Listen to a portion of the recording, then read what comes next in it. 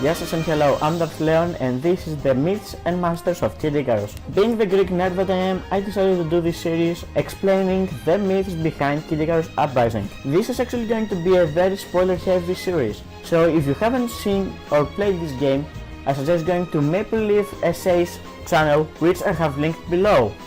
He is very thorough with his let's play, giving you every single detail that you might need. But without any further ado, let's begin with our main character, Pete.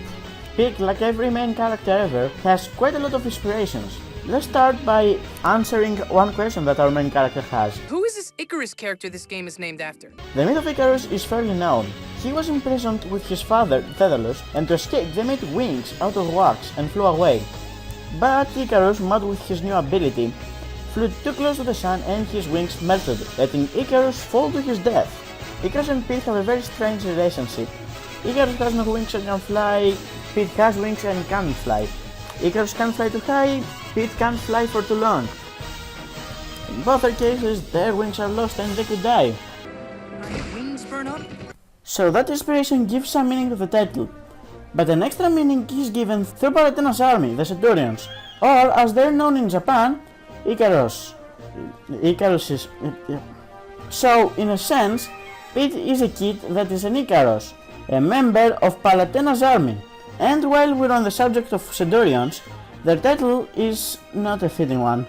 Sadorians were a kind of generals in ancient Rome that led 100, or centum in Latin, soldiers. On the other hand, Palutena's Sadorians are, as Pete mentions, They're grunts. What do you expect? Pete's second inspiration is Cupid, the Roman god of love. Cupid and Pete are almost one-to-one. They're both young, they have wings, and they both use a bow and arrow. Even his name sort of comes from Cupid. Cupid is interesting, not because of his myth, but because the evolution he had. He started off in ancient Greek as a primordial god, called Eros of course, and then he just turned into a personified object, still in ancient Greek times. And then he regained his god title in ancient Rome as Cupid. The third and final obvious inspiration is Perseus. Perseus was asked to kill Medusa, and to do so he was given a shield so polished it could be used as a mirror, and upon beheading Medusa, from her neck came a Pegasus and a golden bow. And those are pretty much the three sacred treasures from the game. Equipped! So that's enough for Pete. Now let's talk about Palutena. Palutena is obviously Athena. Her name is a fusion of both words of a very common reference of her, Pallas Athena, and her character bears an aegis and wears a laurel crown that looks like golden olive branches, Athena's symbol tree. You can even say her staff is artistically parallel to Athena's spear. The only thing that doesn't fit is Palutena asking for help from Poseidon, and him actually agreeing. That's strange because Poseidon hated Athena after losing to her in the battle about Athens' name. How much he hated her? Well, that one time Poseidon raped a beautiful priestess inside Athena's temple. Not knowing the circumstances of the act, she punished the girl, committing tragic irony because she's the goddess of wisdom and justice and she made a very unjust mistake. Can you guess the name of that girl?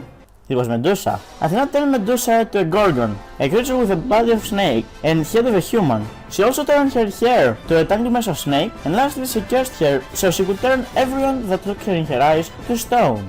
Also, even though Medusa was beheaded by Perseus, the head kept living even when separated from the body. That's very much like the signature move Medusa has in the game. Actually, Medusa's origin story is translated pretty well in the game, but obviously they removed the rape part. See you next time, where I will cover everything Underworld.